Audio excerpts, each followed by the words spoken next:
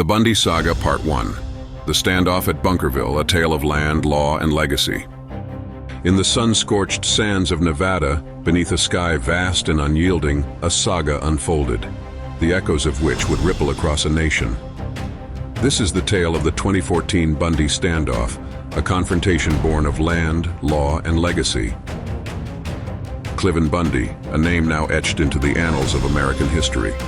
A rancher whose roots ran deep into the soil of Bunkerville, where his cattle roamed free across federal lands.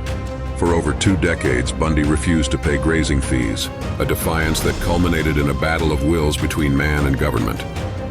The seeds of conflict were sown in 1993 when the Bureau of Land Management declared Bundy's cattle a threat to the desert tortoise. A legal struggle ensued, spanning 21 years, an intricate dance of injunctions, fines, and defiance. The government argued for the preservation of public lands and the enforcement of federal regulations, while Bundy stood firm in his belief that his ancestral rights superseded federal mandates. April 2014. The federal government, armed with court orders, moved to impound Bundy's cattle. Tensions simmered as supporters, armed and aggrieved, converged on the ranch. Among them, a chorus of voices echoing themes of liberty, sovereignty, and resistance.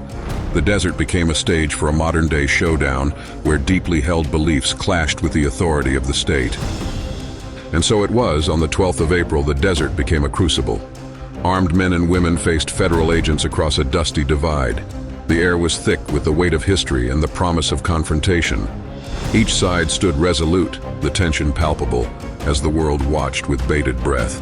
This was not just a dispute over land, it was a symbolic battle over the very identity of a nation. In the heart of the turmoil, voices rose, each a beacon of conviction. The supporters spoke of freedom, of a government they perceived as overreaching. The law enforcement officers, tasked with upholding the law, stood firm in their duty, believing in the necessity of their actions. The desert echoed with these voices, a cacophony of ideals and beliefs, each vying for dominance. As the sun dipped below the horizon, the standoff reached its crescendo. The federal agents, faced with the potential for bloodshed, withdrew. Victory for some, a tactical retreat for others. Yet the echoes of that day lingered, a testament to a nation divided. In the wake of the standoff, questions loomed large. What is the balance between individual rights and federal authority? The aftermath saw continued debates, legal proceedings, and a nation grappling with the implications of the standoff. The Bundy standoff was more than a dispute over cattle.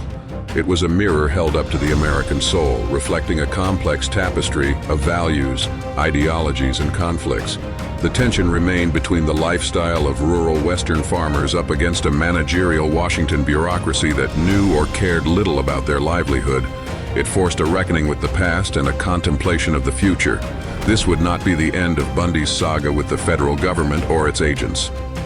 Even though the dust had settled, the story of Bunkerville would continue, a reminder that in the heart of every conflict lies the potential for understanding, if only we dare to listen. The legacy of the Bundy standoff continues to provoke thought and discussion, a testament to the enduring complexities of governance, freedom, and the American spirit.